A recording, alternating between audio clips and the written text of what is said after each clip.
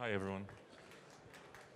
So I'm Hendrik. I work for Small Town Heroes, and we make a lot of applications for broadcasters and media publishers. And for example, Catnet is a great example, amazing example. If you look back at what I what I was doing 37 years ago, it was mainly playing very low-resolution games. These games have since evolved in a total experience where many thousands of people are sitting in arenas and millions of people are playing at homes online together, really, and with massive manifestations like the esports thing. Why I'm mentioning this? Well, if you look at young people, the typical millennials, and if you question them, they say that they actually prefer esports over traditional sports. So they rather watch a game of two guys sitting in a room playing FIFA 2018 than watch FC Barcelona playing, which is quite interesting. Mainly, the people saying that are casual football fans or soccer fans and not the die-hard fans, but still, most of them prefer, the virtual sport. Why is this so important? Because all this virtual sport is being streamed live on platforms, on the internet, on Twitch, for example. And the funny thing about Twitch is that interactivity is part of the game. Many games are actually totally adapted to interactive content. People can, for example, sometimes choose weapons or really participate and have an influence, a direct influence on the game. And all the types of interactions that we see in, for example, Lively or Musically, they're all doing that for hours and hours and hours in a row. So live streaming on esports is actually a pretty big thing. It's actually much bigger than YouTube Live and Facebook Live. The biggest live streaming platform right now is Twitch. Is people streaming games mostly and sports, esports, not real sports, and participating and interacting with it. And the default experience is really an interactive one. If you look at, the normal platforms, the social platforms online, on one hand you have Twitch, of course, which is the most amazing, I'm getting paid for saying this, by Jeff Bezos, because Amazon bought them a couple of years ago. It's the most amazing platform. And of course you have Facebook Live, and Twitch is of course adapted to really specific formats like sports, esports, and games. And Facebook is really adapted to typical Facebook content, snackable content. Where the hottest things are happening right now, though, is in China. In China, everything streamed live is optimized for interaction and money. People are making over $5 billion with live streaming in China.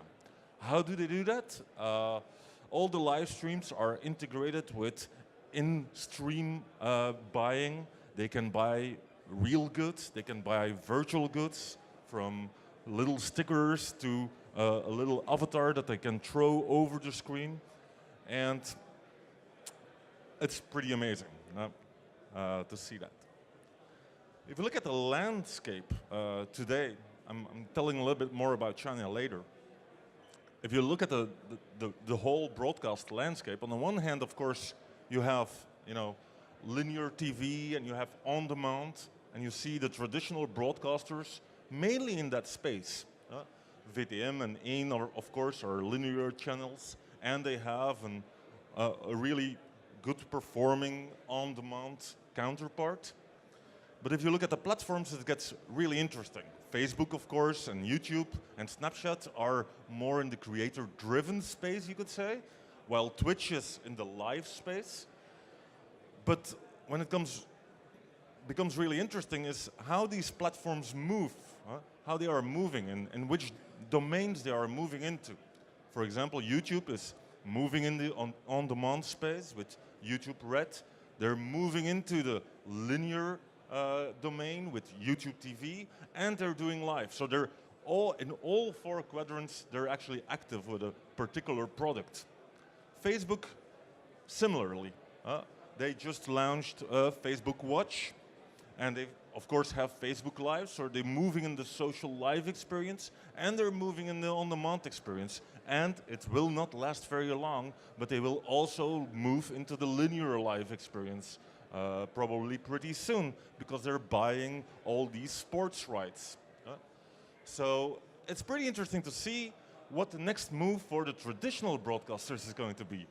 Are they going to move into the social space for more short form, really interactive content? Are they going for the creator-driven space?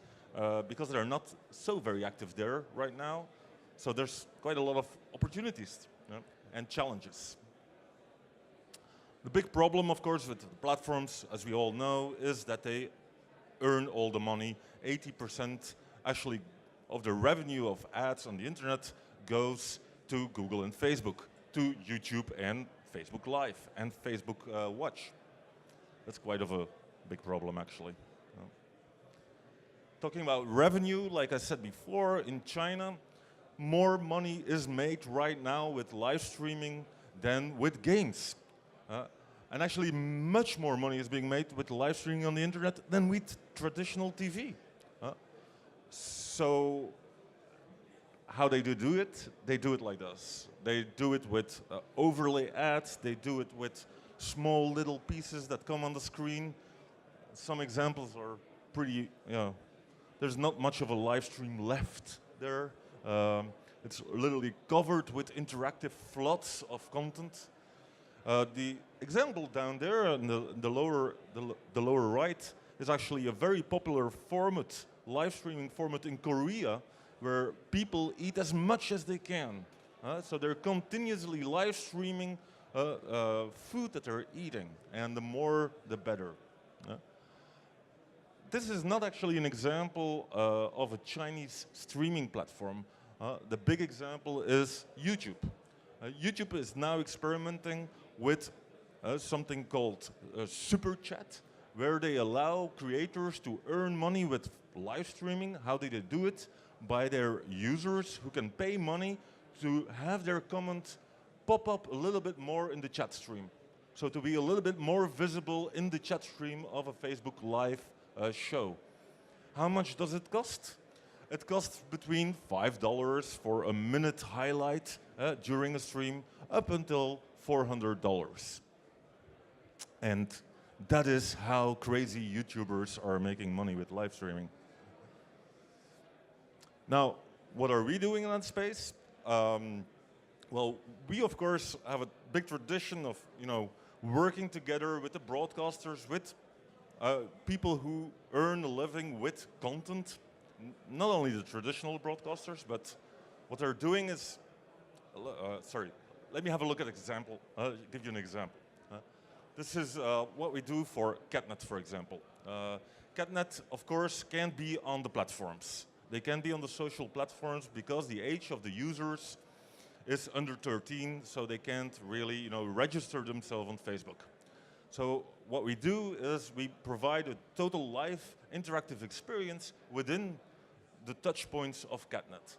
That is their apps, their tablet apps and their smartphone apps, but also on their website.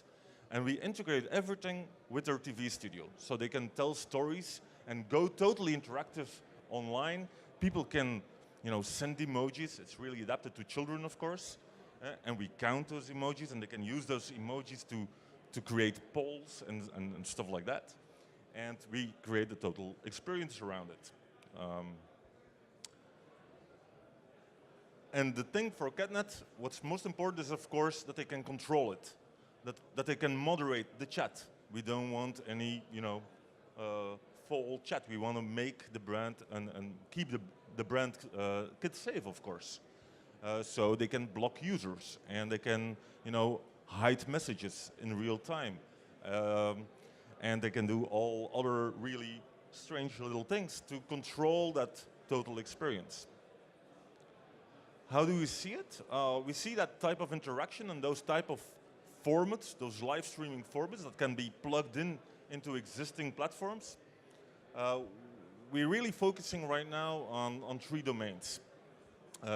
We're focusing on kids because you know, uh, what I said before, kids can be on the social platforms. We focus on sports because sports, they're gonna be on the platforms, but people who have the content rights for sports will want to monetize it, will want to make money, and will want to make it really social and engaging. And we're going to focus also on music, because music is of course also a very social experience, and it makes sense that if you watch music online and if you watch live streams online uh, for shows, that you interact with it and have fun with your friends. But of course we see many more possibilities there. An example of what we're doing in the sports case is people can send little cheers over the screen where they record a little short 5-second clip of themselves and let it jump over the screen so they can scream when there's a goal, for example. When it comes to entertainment, overlay advertisement and direct buying will be an important aspect, of course, of earning money for commercial broadcasters or, less commercial broadcasters like AIM, where you can buy the blazer. So that's what we're doing with Zender. It's a platform to plug in live formats into apps and sites and control it. Thank you very much.